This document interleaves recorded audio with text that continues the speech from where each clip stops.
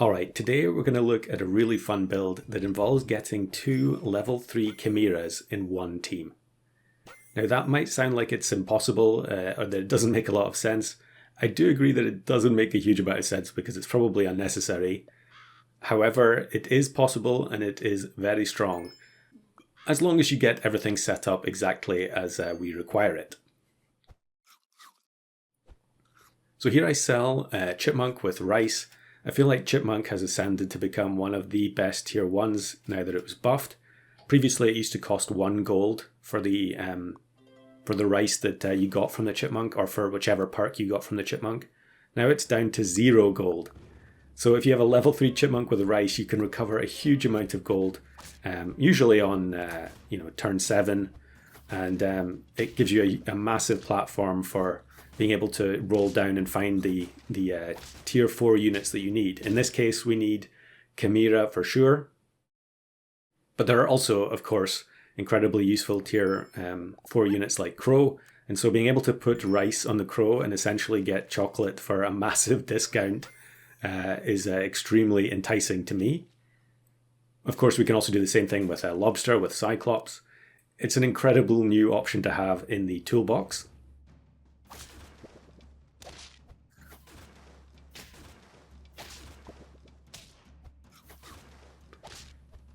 So yeah, we freeze the pink robin here. Now, maybe you can work it out from the thumbnail exactly how we're going to achieve 2 level 3 chimeras and actually have them gain enough mana for it to make sense.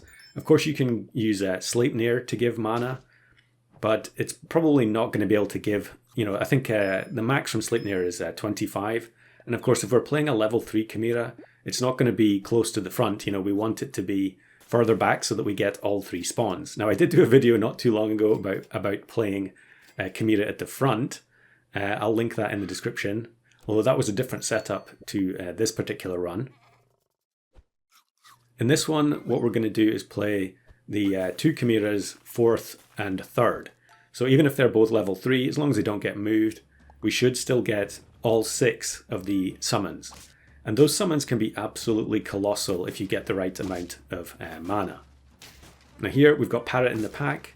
Parrot, best unit in the game, and it's going to copy a Betta Fish at level 2, which is extremely useful in the meantime, and then eventually it's going to copy the Chimera to save us having to find too many duplicates in shop. Now we don't have any mana generation yet. That's okay, we're just setting up for turn 9. That's probably why I'm saving some of these units, and we're going to grab the deer to give us a decent chance of winning with the level 2 parrot copying it. You can see what I mean by having the gold injection from the Chipmunk with Rice. Being able to get level 2s quickly of units like Parrot or Crow. Yeah, it's just super strong. So we're going to get some stats onto the pink robin as well. And then we also get a double chocolate, which is delightful. We get Real Velociraptor plus Eagle Owl on level up. Neither of those really interest us. I am interested in Pteranodon as a way to reactivate the pink robin. However, we're not in a position to use it yet. We are actually in the rare situation here of being on turn 9, 5 trophies, 5 hearts. So we've got a very good chance of getting everything set up. Now I think here we did get lucky with the Blowfish snipes a wee bit. Yeah, maybe we could have lost or drawn there, but fortunately it's another win. So we're getting closer to level 3 Chimera. And I think... Is it going to be this turn or not? No, I guess it has to be next turn before we can find the last unit we need. I think I'm contemplating Eagle and Deer to try and preserve our hearts.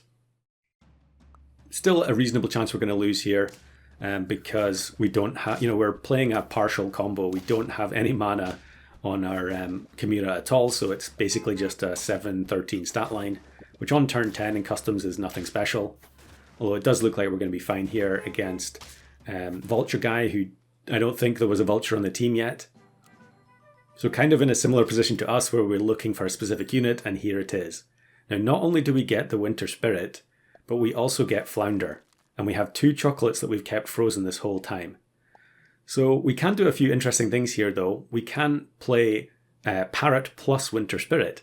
Now Parrot is so strong that even though it's copying a tier 6, it still counts as a tier 4. So actually the Pink Robin will activate the Parrot's ability here when it's copying the Winter Spirit. You'll see it happen here. There we go, we get extra mana. We're probably still going to lose here because our summons aren't big enough yet. Yep. But that's fine. As soon as the Winter Spirit gets to level 2 and we're activating it with the Pink Robin, the mana is not going to be a problem anymore. So we get the last Pink Robin we're going to need.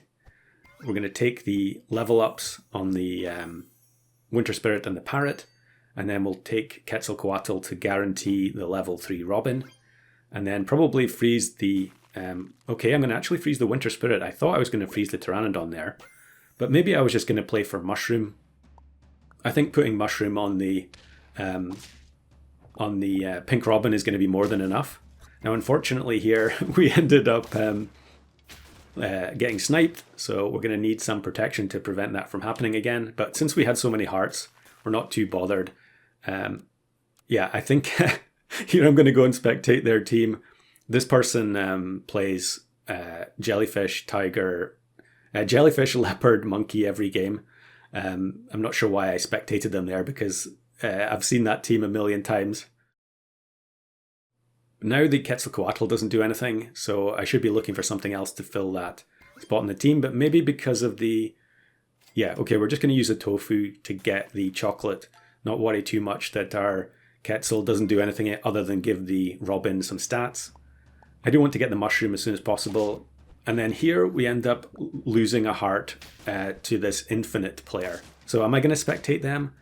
This person, when I recorded this, they were putting out a ton of infinite teams, which is really sad to see because it just spoils the game for everyone else. But yeah, it looks like I'm not even going to bother spectating them because I'd seen it all before. Now we get another flounder. We can buy the chicken leg and hope that we don't roll double pill, which we do not. So I'll take the oyster mushroom, and yeah, I could take oyster mushroom, although something would then turn into a flounder, which isn't going to help me. So we'll take the level up. We get nothing that we need. All we care about now is either mushroom or Pteranodon, or also I could look for Anubis, although maybe Anubis wasn't in this pack. I can't remember. So there, look, we get up to 30 mana on the 2 level 3 Chimeras, and look at the size of the summons. I mean, the entire premise of Chimera is that you're only really going to be getting the 3 summons, but they're huge. It's pretty rare that you would have a setup where you get so much mana that you're going to have an almost entire new team's worth of units being summoned. So we're going to take the toilet paper plus the Brussels sprout on the Pteranodon to stop it getting moved in front of the Pink Robin. Of course, once we take the Pteranodon, we cannot use Mushroom. It just becomes a waste, but it doesn't really matter too much. It's the same effect. 45 mana onto 2 level 3 Chimeras.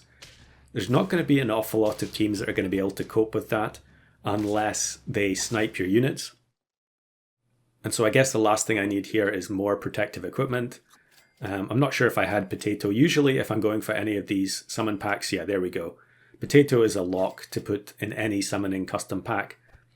It's so useful, sometimes even better than Mushroom in some situations. But then look at this, we end up facing another team that is almost all level 3, and it's Manticore plus Red Dragon, and they completely delete our backline despite the protective equipment. And although the reduced number of Chimera summons gets close, we're going to end up losing. So I was pretty unnerved at this point that I'd somehow managed to get the setup and I still had a chance of losing. That combination of Manticore plus Red Dragon is just so devastating. Now, I do freeze the mushroom here. I'm not sure why, because I can't put the mushroom on the Robin. Maybe I was going to put the mushroom on it and then take Anubis if I found one. Or maybe I could buy sell the Stingray and replace the Pteranodon with Anubis. But then we end up facing this colossal scaling squad. Now this person seems to have an affinity for running the runaway scalers in multiples. We've got Ostrich plus Sauropod plus Bird of Paradise here. But the 6 Chimera summons takes care of them handily. Incredibly fun win, and I was super happy with that one. Now here's an alternate build. This is just the same thing again. We don't have the 2 level 3s. We have Anubis instead, although it did end up getting wiped at the start of battle, so we didn't even get the extra activations there, and we still won on turn 15 with no stats to speak of. Chimera continues to be criminally underrated.